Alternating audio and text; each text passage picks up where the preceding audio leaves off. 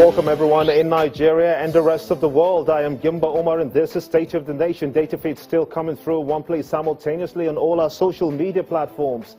Be part of the show. Tweet at Gimba Omar CTV and use the hashtag State of the Nation to air your thoughts on the subject. We begin with the economy that is in recession but still takes the lead in Africa in GDP terms. Zaka Bala is with me in the studio. I want to thank you so much indeed for coming on the show at this time. Tell us, how can we reconcile an economy that is in recession with GDP figures suggesting that Nigeria is indeed the biggest economy in Africa? Well, it's relative. And when you talk about economy in situations like this, it's purely relative. There is what we call a paper economy and a practical economy. As far as Nigeria is concerned, when you look at the economy in practical terms, anybody who is within Nigeria or has been studying the economic activities in Nigeria will tell you that the Nigerian economy is seriously under pressure. The economy of Nigeria today is practically not in green. It is not even in amber. It is actually heading towards red, and something needs to be done. But the good thing about the situation with Nigeria is that most of the problems, or nearly all the problems, are self-inflicted. They are internal problems, and they can be resolved internally. That's the plus. But as far as the practicality is concerned, the Nigeria economy is seriously under practical pressures because the indices are there. We can see the GDP indices, and we can see the indices or the index that has to do with external reserves that we're supposed to build in. So practically, the economy is under serious pressure. Interesting. Let's bring in Garba Ibrahim. He is in our Abuja studios. He joins me as well. Many thanks indeed. You are a public affairs analyst. What does this mean to the people of this country? A GDP, though low at $415.08 billion, almost 500 in 2015, the difference is that much, over $70 billion. What does this mean to the Nigerian people? Gimba, thank you very much. Good evening, Nigerians, and good evening, viewers. The explanation to a common man should not come based on the analysis of experts. It should translate realistically to the lives of the common man. So I think, like my colleague over there was just pointing out the indices. What we're interested in is actually getting the figures translating into making impact on our lives. So in essence, we understand where we're coming from. We understand why this situation is like this. But our hope is that we're not just going to arrest the situation as it is. We should be able to put the foundation in a better place, meaning we don't expect after another period of time for us to find ourselves again in this kind of situation. No. So I think the citizens understand where they're coming from. So it is not an issue. I'm saying this because we've already made sacrifice to change the government of the day into a new government. Now, we also have more sacrifice to make by trying to ensure that our institutions are working.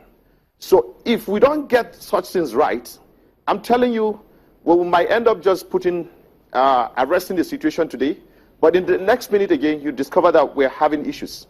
So in essence, what am I saying? The economists that we have across the globe are working hard, along with the experts we have within the government, to make sure that we overcome the situation. But our prayers as citizens is to ensure that whatever we do, we should be able to have a permanent solution. So I think this is what matters to us. If you talk about permanent solutions, those of us on the streets. When you talk about permanent, permit me, my apologies. When you talk about permanent solutions, what would you like to see one-on-one that is done by the government to establish this permanent solution that you're talking about? First to them is enriching their.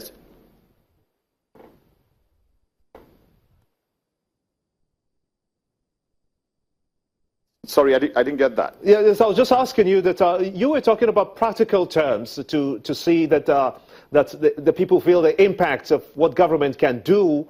One for one, what would you expect that the government can do to impact directly in an economy in recession? Oh, okay. My point is this. As long as there are basic things in life where citizens expect, if you go to the market today, you discover that, agreed that Nigeria is in recession, but the lawlessness even within the market environment is another thing, meaning citizens are not keen into the realities. You find traders in the market taking advantage of the current situation. There is no government regulations within the market environment.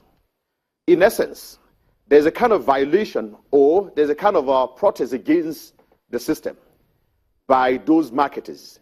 What are we supposed to do? Government should focus on that to ensure that as long as government is interested in making, at least seeing, putting smiles on the faces of the citizens, they should also pay attention to regulate the market environment. Prices should not just be determined by individuals. Okay. And also, let me put you on hold. Should not just be imposed on people. I pretty much get what you're saying. Let me put you on hold and come back to Zakabala here in the studio. Nigeria was reported to have lost its spot as Africa's biggest economy just in August 2016, following the recalculation of the country's GDP by the IMF. What do you suggest? What would you say went wrong at some point? We heard Aliko Dangote, the richest man in Africa, saying that when the figures were released at the first time, he didn't believe it, but it was just made to ridicule the image of Nigeria. What do you think? Let me tell you something. As we speak today, everybody says the richest man in Africa is from Nigeria. The richest woman in Africa is from Nigeria. But unfortunately, I can tell you, the greatness of a country does not depend on individuals. The greatness of a country depends on national institutions and the political directions of a government. This is what GDP practically is all about. When you talk about the GDP of a country, you are talking about the totality of goods and services that are produced within a country in a given year. And it is a function of consumer index, investment, government spending, and net worth export. In terms of consumer spending, we all know people have been losing jobs. Purchasing powers of people's currency and disposable incomes have been wiped away due to inflation. So consumer index is low.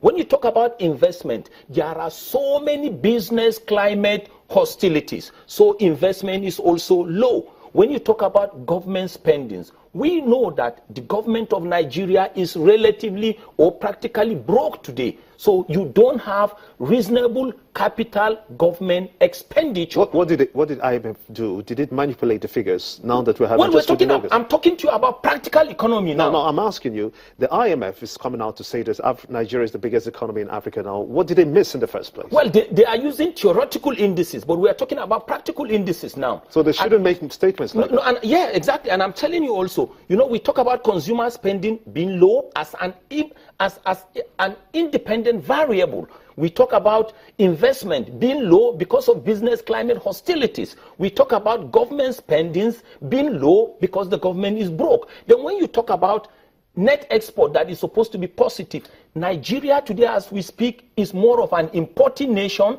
than an exporting nation. So the differential between export and import is negative. So all the independent variables that your GDP depend on are relatively negative. That is the practical situation. But the solution is this. Every solution is within Nigeria. If you think you want to depend on portfolio investors, we have seen what they have done to Nigeria. Once you have cyclical shocks and relative instability, they take off. By the time we are stabilizing our economy, we need institutional investors. And take it or leave it. If you have an international and a very good commodity with international reputation and financial values like oil and gas, and you continue to ignore it, you will be in trouble. The oil and gas, if it is a viable option for Nigeria, as against the agriculture, drive for the government for diversification. But let's get back to Abuja, where Garba Ibrahim is still standing by. Garba, do you think that the government at this point is able to reduce the inflation rate, just so we see commodities lighter and people are able to afford anything even more now that we're driving towards the Yuletide season?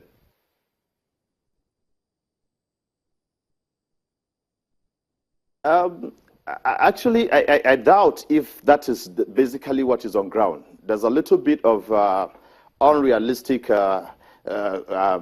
figures whereby you cannot really ascertain whether the effort of the government is being impacted directly, but which we know is a matter of time. So I cannot directly answer your question by saying yes, it is, but somehow the effort is actually, it requires a little time for the effort to be able to be practical on ground. So, but nevertheless, we know that, yes, like my colleague there is saying, he's more pointing out to us that we need to understand that there are pragmatic steps need to be taken so that this impact can be felt immediately. In as much as those steps are not being taken, sincerely speaking, I cannot guarantee answering your questions as you want me to say yes or no. So the thing is, the government needs to put in more effort, sincerely speaking. That is it. So approaching the period of holidays and like we know, sincerely speaking, people are really feeling the impact, which is not realistic. You can't just speak for anybody now. The government need to do much. I support what my colleague there is saying, because he's pointing out where the government is not paying attention to, and we need to pay attention to that. Interested. Let's look at some other indices, and we'll be looking at, as I said, I'll ask you about the oil and gas as a substitute. I mean, agriculture coming in as a substitute for oil and gas, or having both of them run side by side. You're watching State of the Nation. And when we return after this break, we'll be taking a look at the aviation sector. It's been described as one that is going down.